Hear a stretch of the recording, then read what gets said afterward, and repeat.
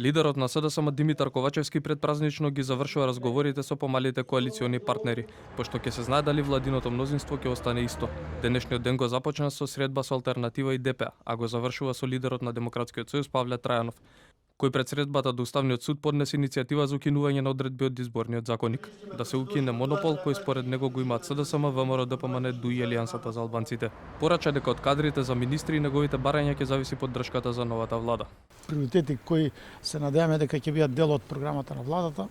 Меѓу другото е Македонија да биде една изборна единица, бидејќи парламентот ќе биде реален одраз на определбата на граѓаните.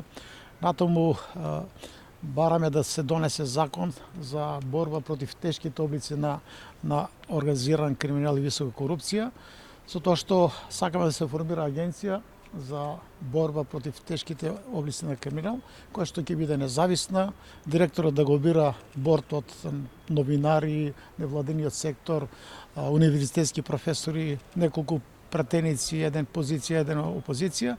Ако не се согласуваме, нема да гласаме. Тоа е просто едноставно. Средба денеска имаше и лидерката на Дом Маја Морачанин.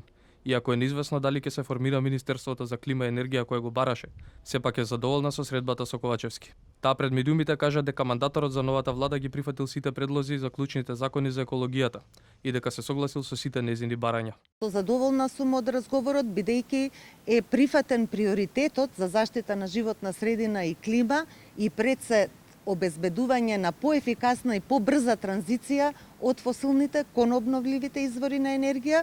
Договоривме дека ќе има и посебен закон во врска со обновливите извори на енергија, се со цел да се интензивира поставувањето на фотоволтаици и на ветерници.